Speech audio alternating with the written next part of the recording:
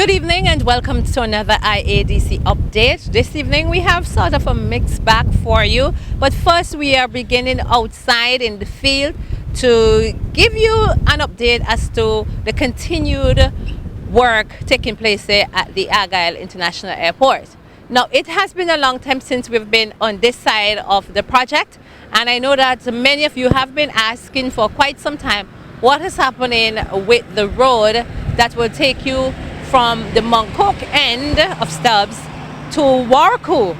And just to let you know that the work on that road has resumed. It was suspended for a while, but quite a lot of work has taken place there. It's been some time since I've been on this side, and even I am amazed at the amount of work that has been done here at the southern end of the runway. Now, as we told you, the road will be connecting from the Moncook side, coming straight across down here and going all the way around to connect to the Warku road. And this will be one of two access roads that you will have to take you to Warku. The other, of course, being on the northern end, coming in from the Argyle Primary School. Now, they have done a lot of work here, a lot of the embankment, a lot of building up, and persons from the area are making good use of this. If you look around, you'll see they're fishing there, and that is working for them.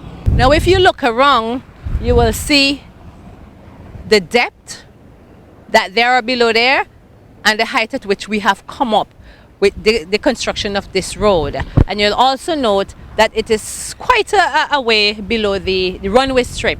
So the runway strip is all the way on top up there, and the road is down here. So some very creative engineering work being put in here on the southern end of the runway to construct this road right away wrong. A lot of compaction, a lot of building up of the embankments, and this will continue right away wrong to reconnect to the Warku road. So in good time, you will be seeing the road here being fully established.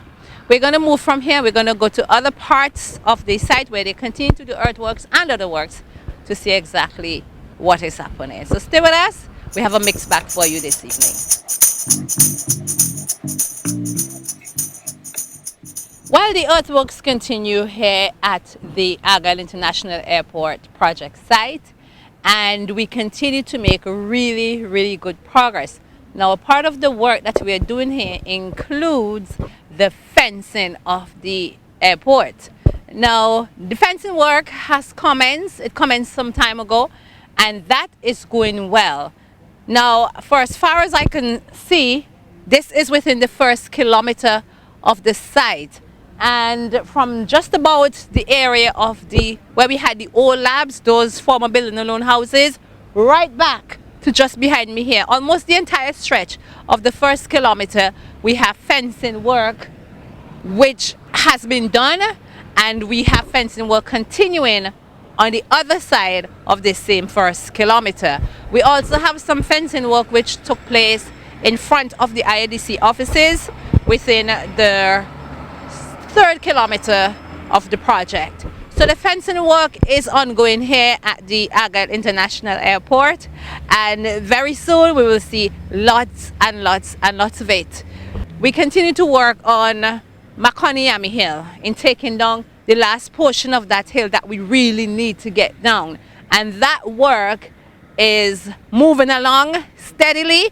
That has been very, very challenging, removing that Makani Hill. We have been working on it for quite some time, but we are seeing the light at the end of the tunnel with it, as the heavy equipment, with the help of the explosives, continues to bring down the remaining bits of Makani Hill that we need to get down. So that is coming down nicely. Also over there in the third kilometer, we continue to bring down the petroglyph hill. We will show you some of that, and that will be completed very soon. That is going really, really well since the removal of the petroglyphs, which allowed us to really go at that hill. So those are some of the works being done.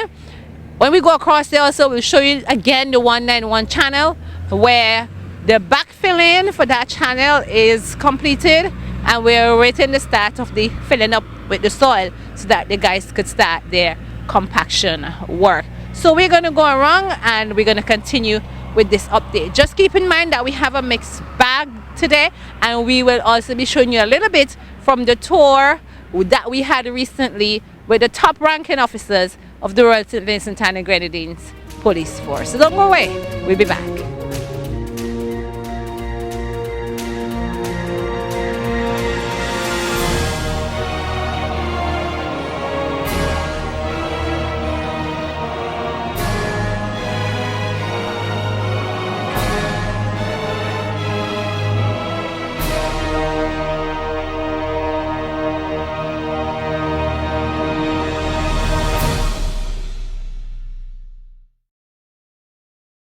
Now that you've seen what the 191 channel looks like now, and also the work that's been done on the petroglyph hill, this is a good time to tell you that the work on the cargo terminal is also continuing apace, and that building is shaping up quite nicely, as well as the preparatory work being done on the top level to accommodate the fuel farm.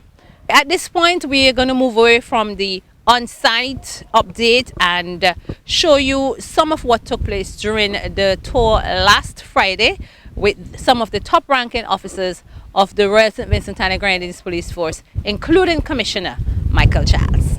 If you look over at the space where the runway now runs, those two mountains meet.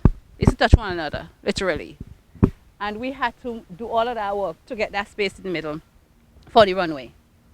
Now we are finished with Fort Hill. Basically what's up there are stones. That's where we stored the stones for the stone crusher, which is over there. And this piece of Makoni Hill, we are still trying to get down this piece that you're seeing in front here. So a lot of work is being done there right now. The runway stretches all the way over to the northern end, 9,000 feet of runway. And if you look at the white concrete area over there, that's one of two turning heads. That turning head, the work on that is complete, and behind it we have the stopway, which is also complete. From in front of the turning head, right down to where you see those pavers, that's where they have reached with the first layer of asphalt on the runway. That's the base coat that they've put on, and that is the coat that will take the weight, the pressure from the aircraft. When we are finished, we're going to have to put another coat, which is the wearing coat, which will allow the planes to run smoothly on the runway. Beyond these pavers, if you look straight ahead to the north, you will see another turning head. Work on that is also complete, as is work on the stopway behind it. And in front we have 300 meters of runway, and we have put the asphalt on that as well. So what we are awaiting is the completion of the work in the middle there, between these two pieces, where you have the 191 channel, which is a channel we put into channel water from the aprons and the terminal building, as well as a small gutter that was running there all the time, a stream like, channel the water down to the ocean. And then the 220 channel, which is the big Yambo river crossing that we're working on. Now we're already done the backfilling pretty much in 191, and they're supposed to go over to 220 to do the backfilling over there. All the culverts are installed and the backfilling is now to be done. It's a lot of work, 4 times the work that we did on 191. And so they're anticipating they will have to work down to the end of September to have that backfilled. And then the contingent will move in with their soil to fill it up, their gravel, do all their compaction and all of that before they can complete the runway in that area. That right now is the most critical thing that we have to do out here. As you look across towards the passenger terminal building, the area in front here is the apron area, where we have 3 interconnecting aprons. The commercial apron is to your far right, where the jet bridges are being installed. And coming this way, to your left, in the center there, we have the general aviation apron. And over here, in this opening where we just have gravel, that's where the cargo apron will be. The cargo terminal is being constructed behind there as we speak. This area, the 191 channel, as I was explaining, it's 191 because it measures the distance from the start of the runway in meters, 1,900 plus from the start of the runway. Over here we did a similar work to what we did over at 220 with the culverts, but we use smaller culverts. They're still the same corrugated steel culverts, same lifespan, but they're the smaller version. And we put 2 rows here to channel the water. If you listen here, hear that water running there? Eventually that water will be channeled over there. And also for water coming off the apron and wastewater from the terminal building, all of that water will be channeled and go down to the sea. What they did here after they put in the culverts was to cover it with what they call fluid soil. It looks like concrete, but it's not concrete. It's actually soil and gravel mixed with a little cement. So what they did, they made it harder than just the loose soil, right? So they made it a little harder, and it acts as a protection as well for the culverts. Added protection for them and give you a harder surface up here. So what the contingent would do now is to come in, pull the soil down from off the bank side there, and bring in more soil and fill up here to up to the level, to get to the runway level. They will also be compacting as they fill up, just as we were doing when we were doing the runway. So as you fill it up, you compact it, you make sure it's solid. And when they get to the very top, the desired level, then they will bring their gravel, do their compaction again, before you see we start doing anything like asphalt. So planes that are going to be passing over here, that their weight would not touch this culvert at all because of the amount of layers of stuff that will be, yes, in front there. The same method will be used over there at 220. Same thing they're going to be doing over there. So they are going to be doing 4 times the work over there as they did here, because over there is 4 times as big as this, yeah? Bigger than this. So that's what they're doing there. So when we go over there, you will get to see the culverts, see how they have been installed, and you will understand what will be done there based on what I've just told you here.